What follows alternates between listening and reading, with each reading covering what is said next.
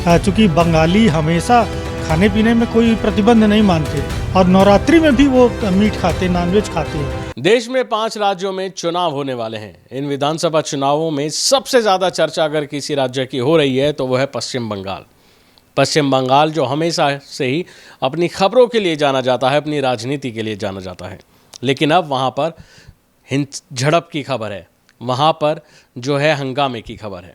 नमस्कार, मैं हूँ राशिद और आप देख रहे हैं भारत एक्सप्रेस। बता दें कि जल्द ही अगले महीने पश्चिम बंगाल में वोटिंग शुरू होनी है और उसके लिए राजनीति जो है अपनी चरम सीमा पर है। आए दिन ऐसी खबर आ रही है जो लोगों का ध्यान अपनी ओर खींच रही है और अब जो ऐसी खबर आई है वो चुनाव आयोग के बाहर टीएमसी और बीजेपी कार्यकर्ताओं में झड़प हो गई है। ये झड़प क्यों हुई है, इसकी वजह क्या थी और आखिर इसके बाद क्या हुआ, क्या उनकी मांगे हैं और इसका असली कारण क्या है, आइए जानते हैं। मेरे साथ मौजूद है मेरे वरिष्ठ सहयोगी अजीत प्रताप सिंह। सर, क्या ये कुछ मामला है और क्या वजह रही जो झड़प की नौबत आई? देखिए, बीजेपी और टीएमसी में ऐसा नहीं है कि चुनाव के दौरान ही झड़प होती है। उनके कार्यकर्ताओं में साल भर झड़प होती रहती है और लगातार होती रहती है और आगे भी हम देखेंगे कि और अब हिंसक झड़पें हुई है और कई लोग घायल भी होंगे। पूरे देश में विधानसभा का चुनाव अगर देखें तो पश्चिम बंगाल में सबसे ज़्यादा हिंसा होती है, खास करके विधानसभा के चुनाव में। इसीलिए आज भी टीएमसी और बीजेपी के कार्यकर्ताओं में झड़प हुई। दूसरी बात यह है कि बीजेपी ने आज चौथी लिस्ट जारी की और ममता बनर्जी ने ये आरोप लगाया बीजेपी के ऊपर कि यदि बीजेपी सत्ता में आई तो जो खाना है बंगालियों का खास करके वो बंद कर देगी। नॉनवेज, चूँकि बंगाली नॉनवेज बहुत खाते हैं, मछली खाते हैं, मटन खाते हैं, अंडा खाते हैं, चिकन खाते हैं और माइनॉरिटीज़ भी ये बहुत खाते हैं। तो एक तरह से उन्होंने अपने वोटर्स को पोलराइज़ किया और पिछली बार भी इस तरह से पोलराइज़ करने में वो सफल रही, इसीलिए 215 सीटें हासिल की थी। एक और बात है इसमें कि जितना ज़्यादा मुस्लिम वोटर्स टीएमसी को वोट करता है, उसी हिसाब से अगर साल बाई साल देखा जाए तो 2011 से 2016 में, 2021 में और अब 2026 का चुनाव है, तो पिछली बार लगभग जो टोटल 27% मुस्लिम वोट है उसमें से लगभग 85% मुस्लिम्स उन्होंने वोट किया टीएमसी को और इसीलिए वो 215 सीट 294 से लाई। इस बार भी उनका फोकस यही है कि जिन 85 सीटों पर मुस्लिम हार जीत तय करते हैं उनमें ज़्यादा से ज़्यादा जीता जाए। वो एक ऐसा अपनी रणनीति बनाती हैं कि वो मुस्लिमों को डराती हैं कि बीजेपी आ जाएगी तो तुम ख़त्म हो जाओगे, 12 बजे ही ख़त्म हो जाओगे। तो एक तरह से वो डर दिखाकर उनको पोलराइज़ करती हैं और उससे पूरा वोट लेके आती हैं और उनकी बहुत बड़ी जीत होती है। इस बार थोड़ा सा बदला हुआ माहौल है, भ्रष्टाचार के आरोप लगे हैं।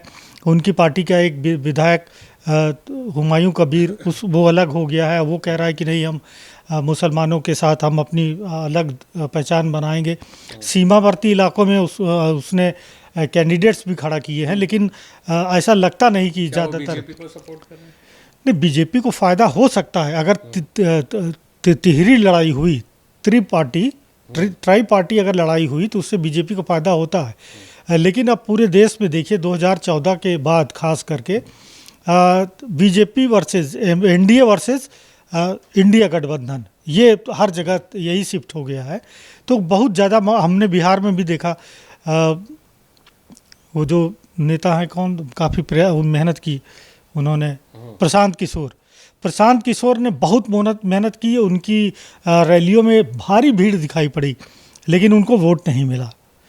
तो ऐसा पूरे देश में ऐसे ही दिखाई पड़ता है। और ठीक है, कुछ सीटें जीत सकते हैं, 5, 10, 15 ओवैसी के साथ भी हैं। ओवैसी चूँकि माइनॉरिटीज़ की राजनीति करते हैं तो कुछ डैमेज कर सकते हैं, लेकिन ज़्यादा नुकसान नहीं होगा। मुस्लिम टैक्टिकल वोटिंग करते हैं और वो टीएमसी को ही वोट जाएगा। और जो बंगाली अस्मिता की बात है, ममता बनर्जी वो भी कहती हैं और बीजेपी के साथ उनकी लड़ाई जग जाहिर है।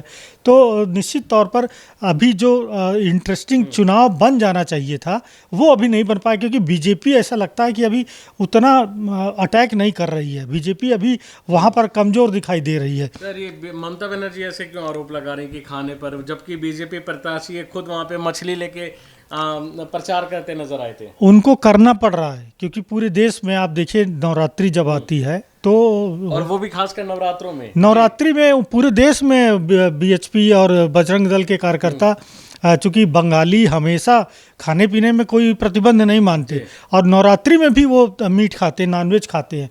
और बीजेपी के लोग पूरे देश में बंद करा देते हैं। बंगाल में तो नहीं बंद करा पाए, लेकिन और पूरे देश में, दिल्ली में हमने देखा काफ़ी स्टॉल में ले जाके नॉनवेज की दुकान थी, बंद कराया उन्होंने। तो बीजेपी ये दिखाती है कि भाई बीजेपी अगर पावर में आई तो तुम्हारा खाना बंद हो जाएगा। जो चीज़ तुम हमेशा से खाते आए, जो रोज़ खाते हो, भाई बंगाली तो फिश रोज़ खाता ही है, तो उसको इस कहीं न कहीं उनको लगता है कि इस तरह से करने पे बंगाली अस्मिता जागेगी और माइनॉरिटीज़ अगर एक तरह से वोट किए तो निश्चित तौर पर फिर बीजेपी के लिए काफ़ी कठिन चुनौती होगी। और वैसे भी भले ही भ्रष्टाचार का माहौल हो, 15 साल की सत्ता विरोधी लहर हो, बावजूद इसके बंगाल में अभी बीजेपी कमज़ोर दिखाई दे रही है और ममता बनर्जी आगे चल रही हैं। सर क्या लग रहा है, जो चुनाव में आगे चल रही हैं, लेकिन चुनावों के दौरान पासा पलट सकता है? देखिए, बीजेपी की स्ट्रेटजी रहती है कि कैंपेनिंग के दौरान कुछ ऐसे मुद्दे लाना और अभी प्रधानमंत्री की रैली भी चालू नहीं हुई, 23 दिन बचा है और असम में ज़्यादा फोकस हमको लग रहा है शायद वहाँ पर है। तमिलनाडु, केरल और पुडुचेरी में तो बहुत ज़्यादा बीजेपी का असर नहीं है, लेकिन ऐसा लग रहा है कि इसमें इस बार सबसे ज़्यादा फोकस बीजेपी का असम में है। पश्चिम बंगाल में जो होना चाहिए उतना नहीं है। शायद उनको मालूम है कि कैसी भी परिस्थिति हो, लेकिन टीएमसी उनसे काफ़ी आगे है और राज्य में सत्ता हासिल कर पाना इतना आसान नहीं होगा। इसीलिए बीजेपी थोड़ा जितना अटैकिंग मूड में हो जाना चाहिए था, न प्रधानमंत्री की रैली हो रही है, न बड़े नेताओं की रैली हो रही है। योगी को कम से कम उतार देना चाहिए था। योगी की पूरी जगह प्रचारक उतरते हैं वहाँ। हाँ, तो लेकिन अभी तक वहाँ पर तो बड़े नेताओं की रैली नहीं हुई, तो ऐसा लगता है कि शायद बीजेपी अभी पीछे चल रही है। जाहिर सी बात है, क्योंकि अभी तक अगर ऐसा होता तो अभी तक वहाँ बीजेपी नेता जो है हुंकार भर देते। स्टार प्रचारकों की जो है एक लंबी लिस्ट तैयार हो जाती है कि कब कब वहाँ पर बंगाल की ज़मीन पर उनके रोड शो होने हैं, लेकिन फिलहाल ऐसा दिख नहीं रहा है। क्या इसकी वजह क्या है? क्या बीजेपी ने मान लिया है कि बंगाल चुनाव में थोड़ी ढिलाई बरती है, या फिर उसके मुकाबले वो और स्टेट पे ज़्यादा ध्यान दे रही है? आपके इस पर क्या राय है वो हमें कमेंट बॉक्स में ज़रूर दें। शुक्रिया।